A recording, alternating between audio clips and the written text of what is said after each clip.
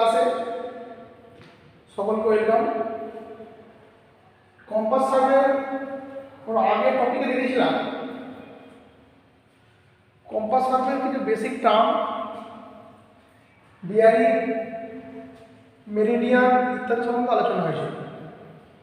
সুতরাং আজকে আমরা যে বিয়ারিং শিখেছিলাম, আগের দিন যে বিয়ারিং শিখেছিলাম, এরপরে বিয়ারিংয়ে কী দেখেছিলাম? বিয়ারিং দুই প্রকার, হোল সার্কেল বিয়ারিং আর কোয়াড্রেন্টাল বিয়ারিং। এই হোল সার্কেল বিয়ারিং আর কোয়াড্রেন্টাল বিয়ারিং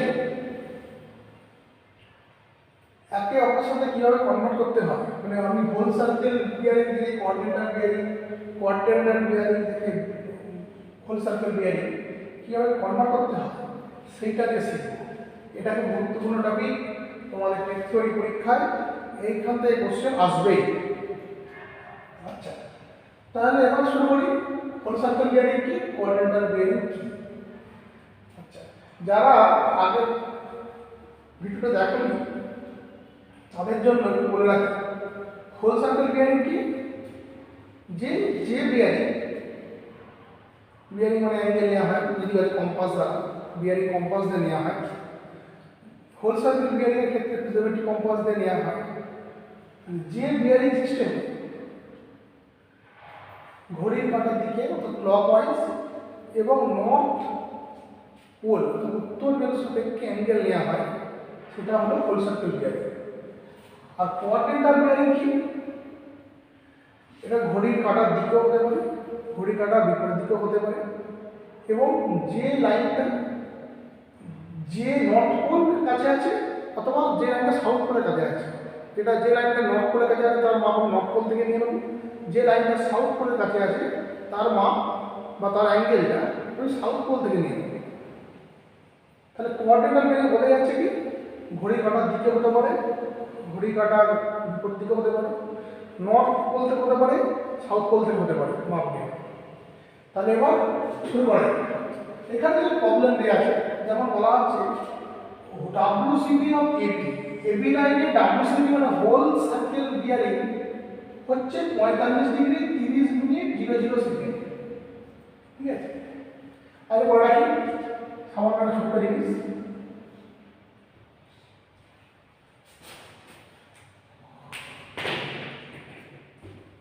এক ডিগ্রি সমান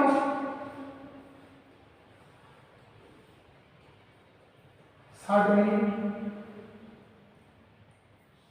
1 মিনিট সমান 60 সেকেন্ড।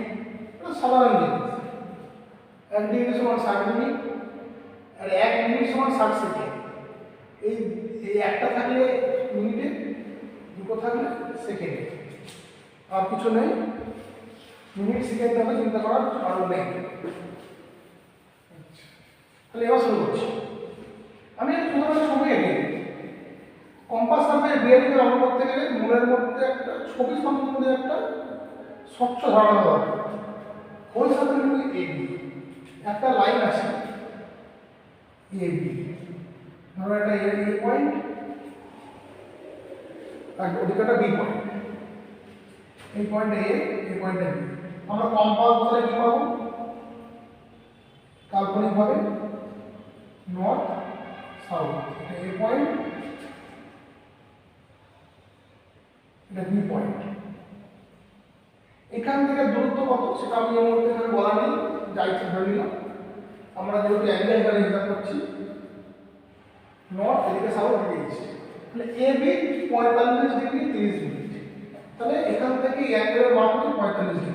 কারণ আমরা জানি যে এইটা 0 ডিগ্রি, এটা 90 ডিগ্রি, এটা 180 আর এটা 270 ডিগ্রি। এটা আমরা ম্যাথমেটিক্যালি জানি। তাহলে এবি 45 ডিগ্রি 30 মিনিট আমরা এইখানেই আসবে, 0 থেকে 90 এর মধ্যে 45 থাকে।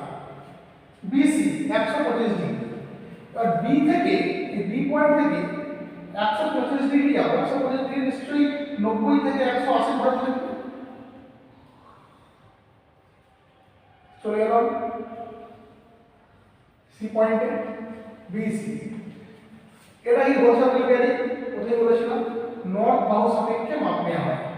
মানে এই যে 145°, এটা এখান থেকে মাপা হয়েছে কম্পাস মেশিনে, এই নর্থ সাপেক্ষে। ঠিক আছে, এবার সি থেকে ডি 222°। 222° কোন দিকে আসবে? নিশ্চয়ই এদিকে আসবে, কারণ এটা 180, 270। সি থেকে ডি চলে গেল, ডি পয়েন্ট ফিল্ডে 222°, মানে এই অ্যাঙ্গেলটা নর্থের সাপেক্ষে এই অ্যাঙ্গেলটা ডিই 320°। 320 মানে 270 থেকে 0°, আর একটা কথা বলতে হবে 360, এটা আমরা বলতে পারি। তো নিশ্চয়ই 320টা এই কোয়াড্রেন্টটা থাকবে, মানে এই দিকে থাকবে। চলে গেল বি পয়েন্ট। তাহলে এইখান থেকে এই অ্যাঙ্গেলটা, মানে এইখান থেকে টোটাল এই অ্যাঙ্গেলটা 320 করাটা বসাতে হবে। এবার এইটা বলেছে কোয়াড্রেন্টাল বিয়ারিং কনভার্ট করতে। খুব সহজ ব্যাপার, অত মনের মধ্যে কমপ্লিকেশন কেউ কিছু রাখবে না, সাধারণভাবে হালকাভাবে বুঝবে, শুধু এই জিনিসটা মাথায় রাখবে। এইটা কি? আচ্ছা, এ থেকে বি মাপ কত হবে? কোয়াড্রেন্টাল বিয়ারিং সংজ্ঞা কি বলেছে? যে লাইনটা নর্থের কাছে আছে সেই লাইনটা নর্থ থেকে মাপবো, যে লাইনটা সাউথের কাছে আছে সাউথ থেকে মাপবো। এ বি লাইনটা আমার নর্থের কাছে আছে, নর্থ থেকে মাপবো, নর্থ থেকে মাপবো, এটাই হবে। এখান থেকে 45°, 30 মিনিট তো হবে কম্পাস মেশিন।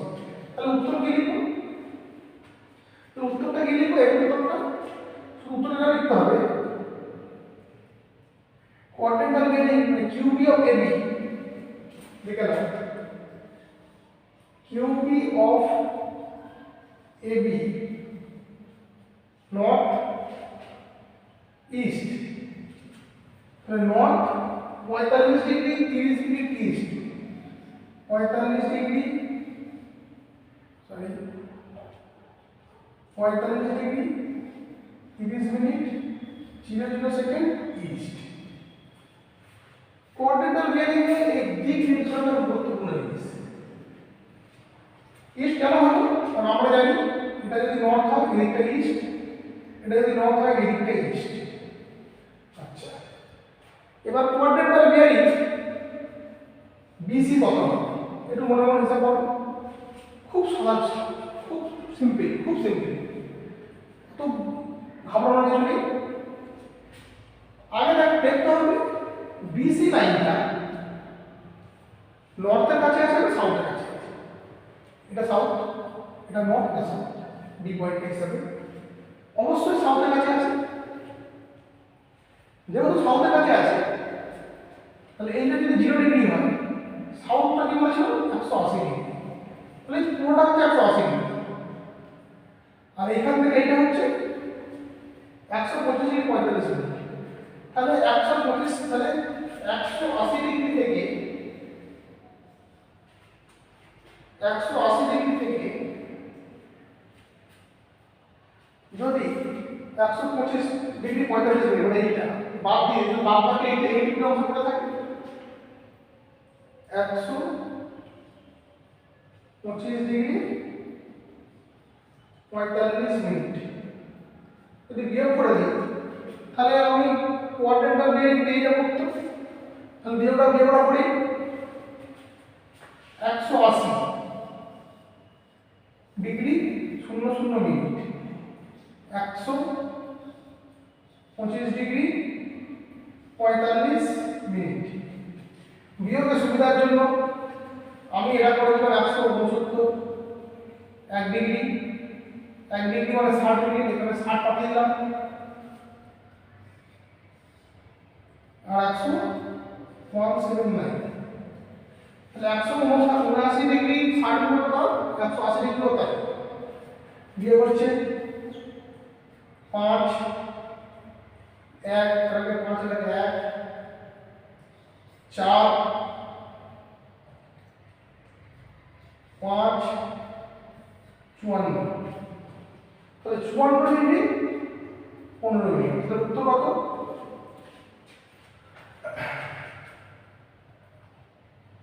উত্তর কত? উত্তর কত হবে? সাউথ ইস্টের মধ্যে আছে 54 ডিগ্রি 15 মিনিট ইস্ট। বুঝা গেল?